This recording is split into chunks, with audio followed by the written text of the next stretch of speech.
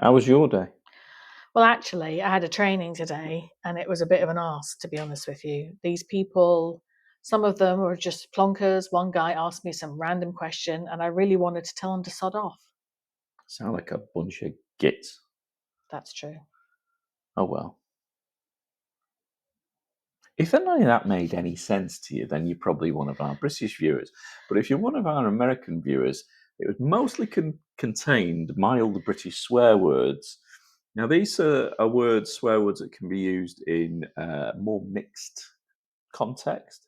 And I don't know, maybe we're dating ourselves I by think we using might these. be, yes. But these are ones that we've always enjoyed using, and they proved very useful to us in our 15 years in the US because we could use them and nobody knew what we were saying. So this is the next installment in our words and phrases.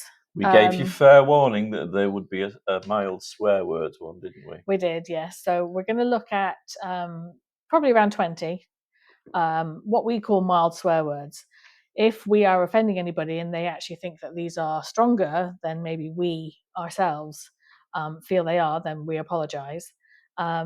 We call them mild really because this is kind of an everyday conversation. I would say everyday conversation, but it depends who you're conversing with, doesn't it? Because some people think that what I would call a strong swear word is an everyday word as well, especially if you go to Ireland, for example. Oh, it's used as punctuation. Yeah. But we're going to deal with some terms that we grew up with and we still use. As mentioned, for a younger audience, these may not be relevant anymore. Yeah. But we are older. I'm sorry. We just have to accept that now. And some of these through media and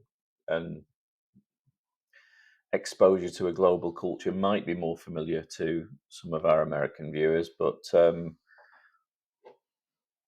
I don't know. I think you might find it interesting as we go through them. Yes.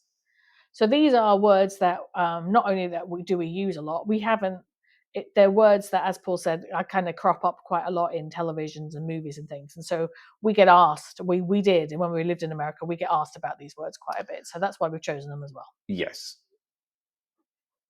Okay. So, teacher in America for 15 years. British teacher in America for 15 years. And one of the constants would be, especially when I was substitute teaching, would be hands go up, a lot of giggling going on, and I would be asked what the word wanker means. Now, I got asked these by students who I didn't even teach. They just knew I was British and just would ask. There are two ways you can address this question. When I was a substitute teacher, I was more likely to go in one direction than another. You can explain the origin of the word and what it actually means, or you could just choose to ignore them. Here today, we're going to explain. We're going to explain them. Yeah. So the American equivalent of wanker would be a jerk, because jerk comes from jerk off. And basically it's saying that someone is a constant masturbator. That's what wanking is. There are variations. But there are variations. So a tosser is another version of it. And a toss pot as well. And obviously, like most words in the English language, these can be used in combination with other mild swear words or with other words to make a more interesting curse, as it were. But this would be a person, a male person, really, that you were talking about. This is something that maybe you have heard shouted at you from a car if you've cut somebody up as well. Yes. Or if you're driving over here in the UK for the first time and you're from America, you might hear these words shouted at you when you're driving on the wrong side of the road. I will also add that they can be accompanied by hand gestures. Indeed. As well. Which we're not going to elaborate on. We're not going to do that now. Yeah. No. Should I continue? Well, we can do, yes. Well, while we're on wankers and wanking and tosspots and tossers, in the US, there seemed to be a limited selection of mild swear words for male genitalia, whereas here... But it's not actually referring to the male genitalia as such. It's more a characteristic of a person that you are then referring to as the male genitalia. So in America, that guy's a dick. In the US, we'd use the same thing, but we'd also call him a knob. Well, we say dickhead as well, or a knobhead. Or a knobhead, yeah. Also now, accompanied by hand gestures if you wanted to. Yes. More kind of, I don't know whether it's a northern thing, bell end?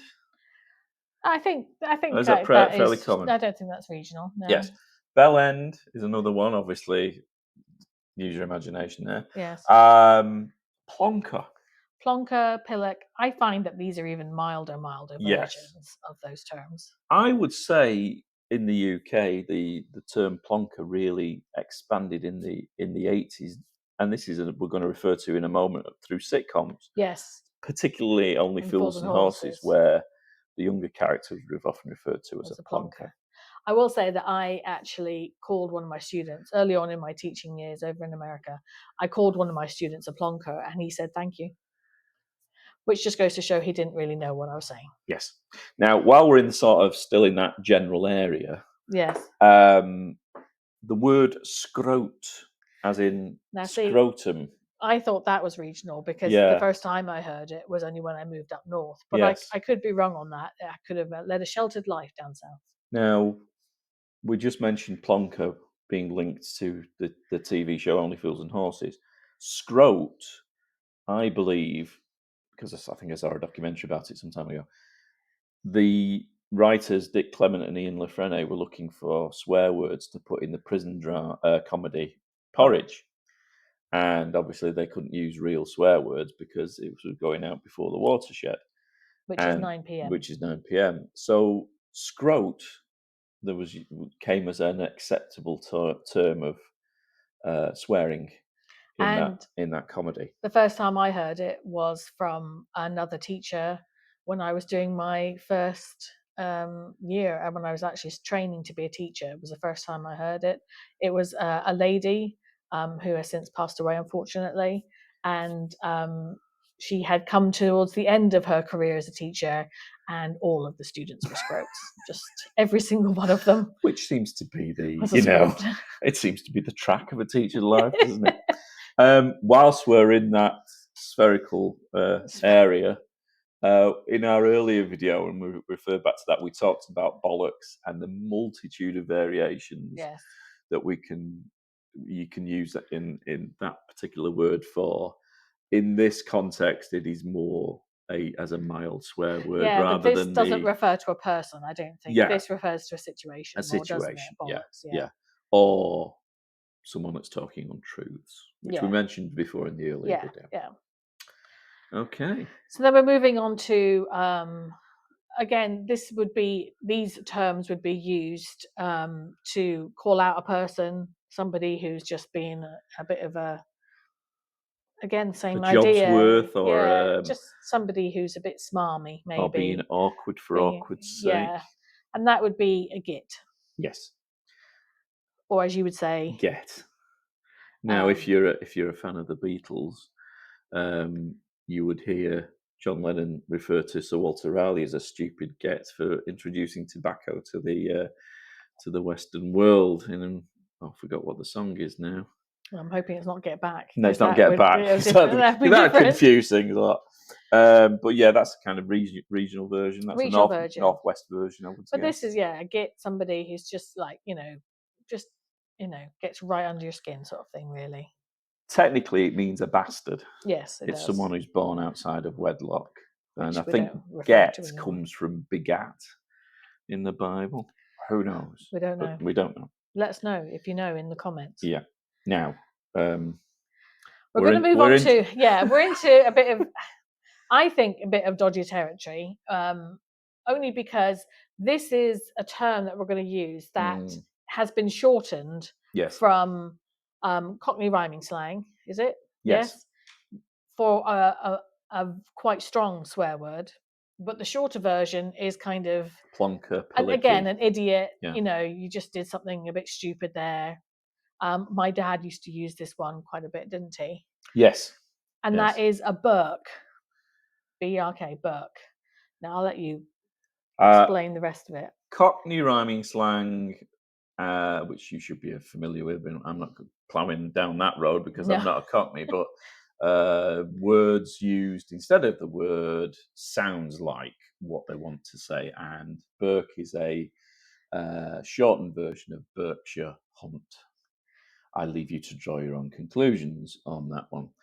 But again, I think Burke was one of the acceptable swear words that came from the TV show Porridge. Right. Diminished and, yes, not as used watered down in the original context of it. Yes. So as much as, like, again, hearing the word Burke, I don't feel offended, but if the full version were to be said, I would feel offended. Now, here's a thing that's just reminded me of that. Susie, if you hadn't worked out, spent a good proportion of her life in the south part of England, and I'm from the north part of England. There was a word that was considered heinous as the C word in the north that you used in the south, and it was considered to be quite mild. Crap. No. Oh. TWAT. Oh, I thought you said C word. No, it's considered as heinous as the C word, right, because it's what it's referring to. Oh, twat. Yes. Mildly innocuous in the south. When I was a child and in living in the north, it was a clip round the ear for that one. I think. Oh, really? Yeah. I mean, I wouldn't say any of these words in the presence of my mother when I was younger. Oh, God. For said reasons, until I heard her swear. Okay, moving on. Now, we side mention. Okay. Because there's another selection of words we're going to expose you to, and they are words with double meanings on both sides of the Atlantic. Right. And obviously, there's another word in this kind of area that can refer to that, but we're going to keep the powder dry. He means body part area, by the way. Yes. That's one. So we'll come back to that when we do our unusual words. Yes. Speaking of body parts. Yes. So these are terms. Do you want to cover this? I cover it every day. Thank you very much, because I don't like to moon people as they walk past. And that is things like arse, which I guess over in America would be ass, ASS. Yes. But we have an R in there, arse. Yes. Which I feel arse is even milder than ass, because we can call people asses over here, can't we, as well? A pompous ass. Yeah. Yes. But I feel like arse is, again, one of those words that just... It's a frustration term as well, isn't it? Yes. Like, oh, arse. Really stubbed your toe or something. Get onto that rolling that R in the middle to express your anger. Yeah. And then bum, this is another one of these terms that can mean lots of different things. Yes. In America, a bum would be probably like a hobo or somebody sleeping on the street. Or something like that, yeah. But bum as in your backside, yes? So in America, they say butt, yeah. Now, while we're in the bottom area... He always has to bring it down to the bottom area. Lowest common denominator, that's me. Yeah. There are words that we would use as mild swear words in the UK and probably throughout the Commonwealth, I guess, as well. I mean, I've heard Australians use some of these as well. Yes, I think so. Bum could be added to bumming to refer extended. to... Yeah. I think you mean extended. Yes, that's the word. Extended bumming. To refer to people having bottom sex. Yes. We're trying to not veer into territory where we get banned by YouTube for anything. So we don't mean anything in a sexual pornographic way. We are just trying to explain these words and terms. Now, the origins of the word sod find themselves in the same area. But again, sod has become one of the milder terms. Yes. Like plonker, like... I would say sod. A plonker is like an idiot who's like a well-meaning idiot. A sod is somebody who's a bit more spiteful, I would say. You could have, he's a vicious sod. Yeah. But you could also have, he's an unlucky sod as well. So some poor beggar is down on his luck or something happens to him on a regular occurrence. He would be an unlucky And then sod is also another term in English for putting down the lawn. Like if you were laying a new garden, lawn and garden, and this will be, each of the pieces is known as a bit of sod. This is one of those flip-flop words that means one thing in the US and one thing over here. Because in America, they refer to that as turf. as opposed to, we call it sod, wouldn't we? Yeah. Yeah. No. Laying sod, laying turf. We call it turf here. They call it sod over there. Oh, one of them. Yeah. Yeah. You're doing it. You're forgetting where you are again. Sorry. While we're on unlucky. Yeah, this is one of my favourites, to be honest with you. And I've just noticed it's on the trailer, the Netflix trailer, or Netflix, and I don't know what Netflix is, but it's on the Netflix trailer for the Richard Osman Thursday Murder Club, yeah. Where you have all these famous actors saying exactly what we're going to say. Other murder clubs exist, I'm assuming, and books and Netflix shows. But it's bugger. I do love, because I feel like you can really get a lot said in how you use that word. You can like, oh, bugger, which is a bit of a mild way. I'd be like, bugger. Yeah. You know, you can really emphasize it. It can be, it's multi-purpose, I believe, as a term. It's raining again. Oh, bugger. Or it could be like, I buggered that up, as in, I really did that wrong. Yes. Or, not literally doing things to it. Yeah. Or even like, you know, I was trying to explain to my sister that I did this, and I was trying to make it in a nice, calm, mild way, but I really put my foot in it and buggered it up. Exactly. You can also, like unlucky sod, have an unlucky bugger as well. Yeah. So it's not only a kind of pejorative, it's a kind of, I don't know what the word is. It would be... I'm just going to go with multifunctional. Multifunctional word. Multifunctional word. But again, it depends on the context and what the other words around it are. I mean, a lot of these are like that, aren't they? Like you can, and Paul is very good at this, at bringing a lot of these words together to be really good. I mean, if you want to know, just drive in the car with him for a little while and things that he can put together. It's almost like poetry, I would say. Thank you, dear. Thank you. And that finally leads us to another one, and that kind of linked to that activity. And it's the word naff. Now, naff is another one that was used in porridge. Its origins come from Polare, which is the gay language where they could use words without incriminating themselves when it was illegal. Right. And I think it's not available for effing. Well, but again, completely different meaning now, really. Yeah, but it can be used now. It's used in the context of something that's twee or kitschy, or it's a bit naff. Yeah, it's a bit naff. You know, it's something that's just maybe you built up your expectations of. Yeah. You know, maybe you, for example, you could have said like, oh, my mate went to this restaurant and he had this dish, this pie, and he was waxing lyrical about it. He thought it was brilliant, but when I tried it, it was a little bit naff, really. Yeah, I think so. You could use it in that context. Or just something that is, I feel like naff is one of these, like, oh, I was a bit deflated, actually. Yeah. I had built up my expectations and... Or now I'm naffed off with it. Yes. You could say, or you could tell people to naff off. Yeah, which is famous for Princess Anne. Not Queen. Well, Queen Anne might have done it. I don't know. You know, back in the day. Speaking, Princess Anne is famous for telling photographers to naff off. Or naff off. And again, this is another one that was referred to in that TV show Porridge. Yes. As a a mild swear word that could put in that wouldn't get the BBC into trouble. So these are just a snapshot. I mean, there are loads of words. To be honest with you, in the British language, I feel, depending on how the context, you could make any word sound like a swear word. Yes, it's not the only language. Apparently, you could make anything sound like a put down as well. I think the English language, we're very good.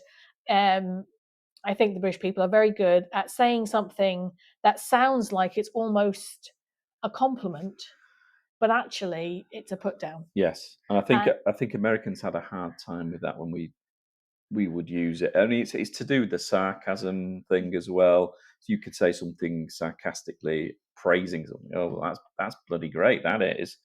And they might think, oh, he thinks it's great. Yes. But you know, it's the opposite. And it's also that British way of how we are, even though something Self-depreciating? No, I'm talking about more of things actually are more serious or worse than you think, but we always downplay it. Oh, making light of it. Yes. Yeah. So it's like, you could be there on, in the trench and a sniper is attacking you and you would just say, I'm in a bit of a fix here. Yeah, bit of a pickle. Bit of a pickle. Yeah. And actually it's quite a major thing. Yes. Or like, if you're asked for feedback, because I used to get this, I used to mentor teachers quite a bit, and the lesson was actually not that good, and you just try and find a diplomatic way of saying actually it was really quite bad, without them really understanding it. So you say, well, actually, or did you enjoy that lesson? You'd be like, it was quite interesting. Yes. And for us, quite interesting is like, that was really awful. There were some quite good bits.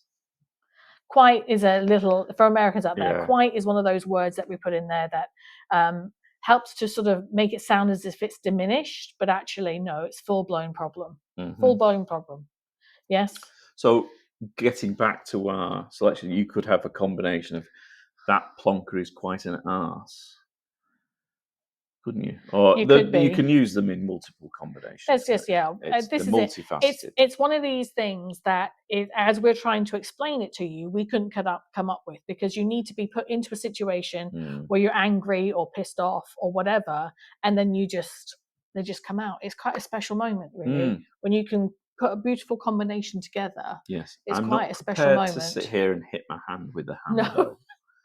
I'm dedicated to this, but I'm not prepared to endure pain, for physical pain. But please give us some of your examples. If you think that you have a beautiful line that you like to say, that has a combination of mild swear words, please let us know in the comments below. Or if you're one of our American viewers and you've seen this and you suddenly realise that someone's been insulting you for a number of years, not us, obviously. Please feel free to tell us about your experiences. Or if there are words that we didn't mention that you would like to know the meaning of, to make sure you're not being sworn to by British people, also put them in the comments. Yep. So hopefully you enjoyed this. It's a bit of a lighter tone. Our last video was a bit of a downer. We understand that.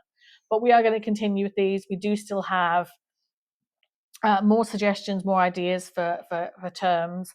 As Paul mentioned, we have that one where there's terms that can be mild in one country and then really, really rude in another country. So we will eventually get to that. But we'll say cheers for now. Please like and subscribe and keep following us. Take care and bye for now. Bye.